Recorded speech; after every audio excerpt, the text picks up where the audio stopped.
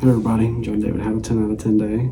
He checked off the last thing on his checkbox, which is to pass a car seat test, and he did. So we are now all squared away. Mallory and I have had all of our educations that we need to have, and we've checked off those boxes, and he just needs to get discharged tomorrow. So all in all, today was a good day. He, I think, spat up once. We went back to continuous feeds because he didn't seem to tolerate the 15-minute change down to consolidation, so we'll probably just work on consolidating him once we get home. And we have both given shots. I've given one, she's given two. I've got one more to give tomorrow. And it's just giving shots, not something I ever thought that I'd do, but that's what I'm doing now. So we'll get that, we'll go home. He will stay on blood thinners for that clot. We'll find out on Monday the exact timeline of how long they want him to be on. He's going to finish up the shot blood thinner here in the next couple of days, and then Monday when we have that appointment, he'll switch over to a drug called Xarelto, which will be a intraoral or oral drug, which, given that he's not taking it by mouth, we're just pushing it through his G-tube. A lot of times they'll call it intraoral versus oral, but that's, if he didn't have the G-tube, we would be giving it to him by mouth, it'd be oral. But he will be on that, his blood pressure medication. I think total there's like 5 or 6 drugs, but some of them are the same thing that Hunter was on when he was a baby, which are just acid reflux things like Pepcid and omeprazole and erythromycin. So that's like 3 of them right there. And then blood pressure and I'm blanking. Blood pressure and blood thinner. And then he also is on a half baby aspirin every day, which also mainly for blood thinning.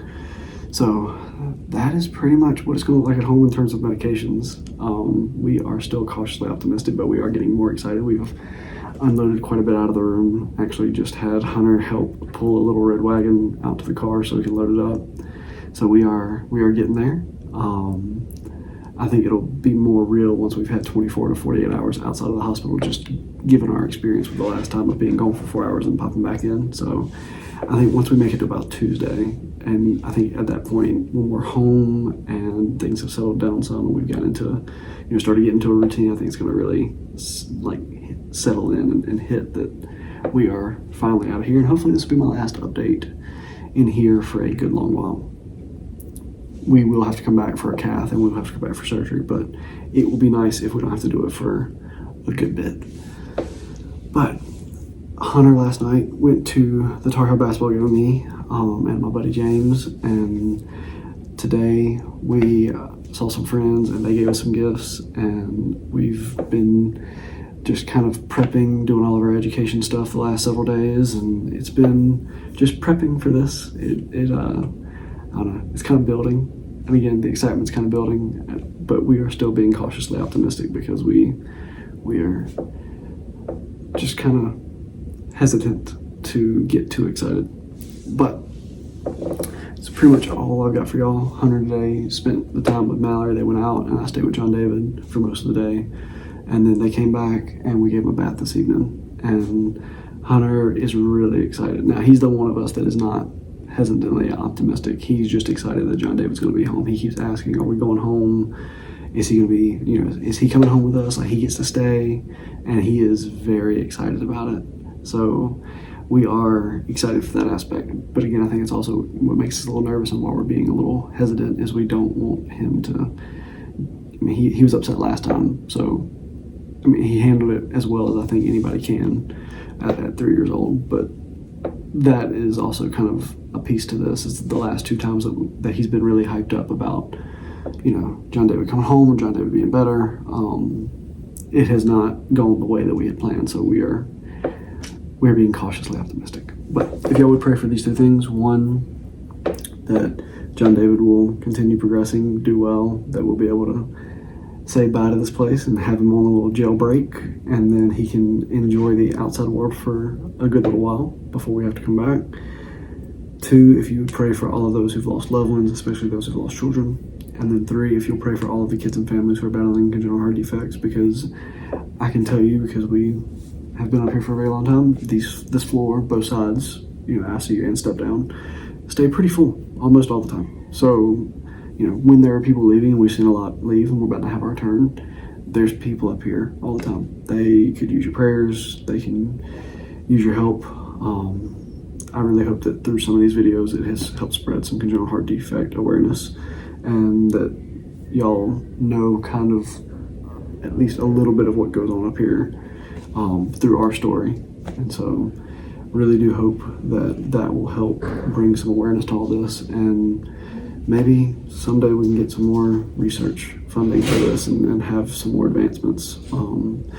The field has advanced a lot in the last 30 and 40 years, but there are still things that need to be researched, that need to be progressed, that would make things better for these kids and families. So thank you again for everything. If you've helped out in any way during all this, thank you so much. Whatever way that may have been, thank you.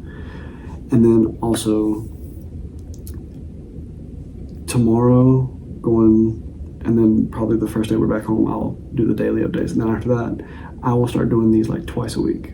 Once to just kind of talk about things that were helpful to us or that we learned or things of that nature, and then another to just give an update on our family and how John David's doing.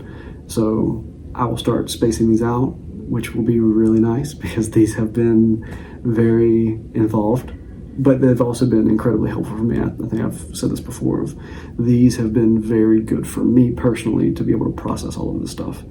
And I really think that, I'd always heard that vlogging and journaling and things like that were really helpful. I didn't put a ton of stock in it.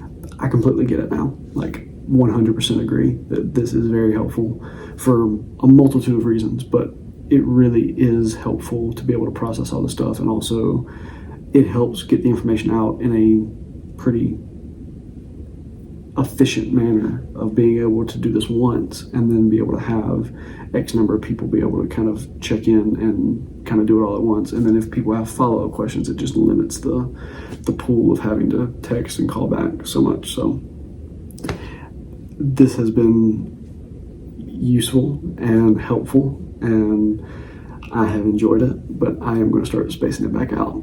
So I think I will enjoy having the 2 days a week. So hope you have a good night. God bless. Y'all continue to choose Hope daily, and we'll see you later.